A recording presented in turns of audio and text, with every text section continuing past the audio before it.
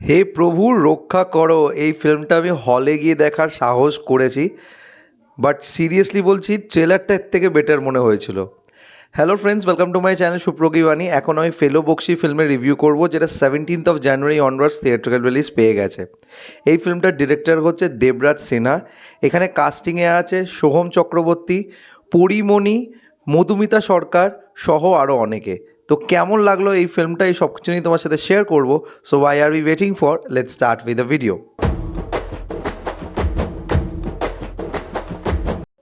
ফিল্মটার duration হচ্ছে 2.5 ঘন্টার কাছাকাছি, এবং এই ফিল্মটার বিষয়বস্তুটা হচ্ছে একটা মিস্ট্রি ক্রাইম থ্রিলার। এবং এই যে ফেলু বক্সি নামটা দিয়েছে, তার জন্য তোমরা কিন্তু ভেবো না যে ফেলুদা বা ব্যোমকেশ বক্সির কিছু ইনফ্লুয়েন্স তোমরা এখানে পাবে। আমি সেরমভাবে কিছু পাইনি। তোমরা যদি কেউ ফিল্মটা দেখে পেয়ে থাকো, আমাকে অবশ্যই কমেন্ট করে জানিও। প্রথমত এই ফিল্মটাকে যেইভাবে তৈরি করেছে, মানে যে গল্পটাকে ভেবেছে এবং কনসেপচুয়ালাইজ করেছে, তার একবারও কি স্ক্রিন প্লেটা দেখার ইচ্ছা হয়নি যে আমি যা চিন্তাভাবনা করেছি সেটাই কি হয়েছে কি না?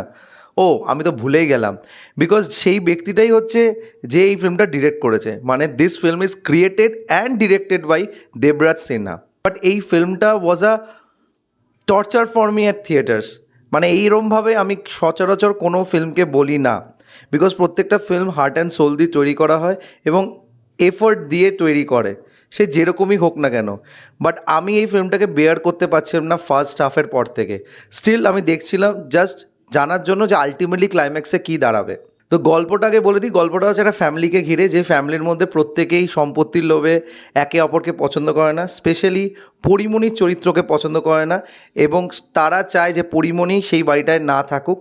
বাট হঠাৎ করে পরিমণির হাজব্যান্ডের চরিত্রে যে আছে তিনি মারা যান, এবং সেখান থেকে নানা রকম রহস্য তৈরি হয়, এবং সেই রহস্যকে ভেদ করতে আসে হচ্ছে ফেলু বক্সি। এবং ফেলু বক্সির চরিত্রে আমরা সোহমদাকে দেখতে পাচ্ছি, এবং তার অ্যাসিস্ট্যান্ট হিসাবে আমরা মধুমিতা সরকারকে দেখতে পাচ্ছি।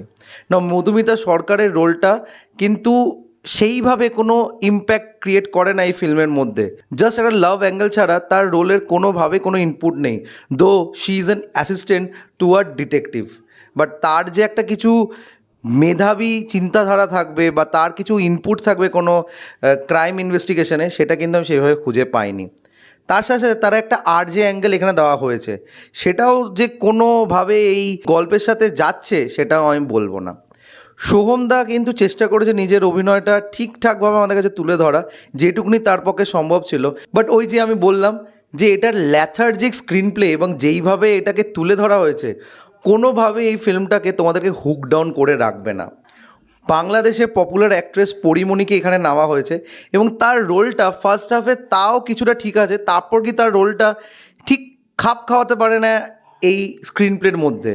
আবার ক্লাইম্যাক্সে গিয়ে যেই টুইস্টটা আসে, সেই টুইস্টটা তো তোমরা যারা একটু স্মার্ট আছো, যারা অনেক এরকম টাইপের থ্রিলার দেখে নিয়েছো, তারা ধরেই নেবে যে অ্যাকচুয়াল কালপ্রিটটাকে।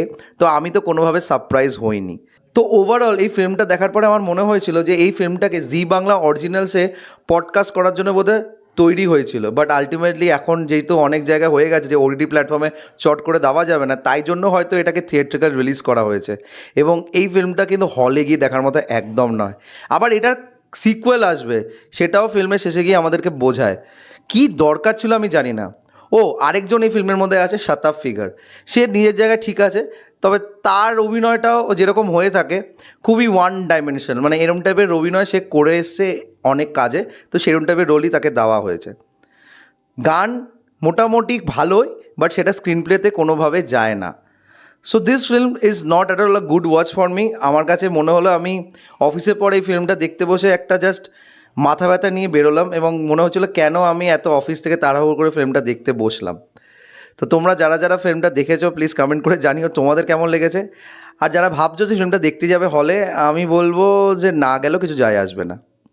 তো যদি রিভিউটা ভালো লেগে থাকে, don't forget to like, share and subscribe my channel. আমার সাথে জুড়ে থাকার জন্য আমাকে ইনস্টাগ্রামে ফলো করতে পারো। ইনস্টাগ্রাম হ্যান্ডেল হলো সুপ্রো09বিট্টু। এছাড়া তোমরা আমাকে ফেসবুক পেজেও ফলো করে নিতে পারো। ফেসবুক পেজের নাম হলো Suprokibani. Till then, stay tuned.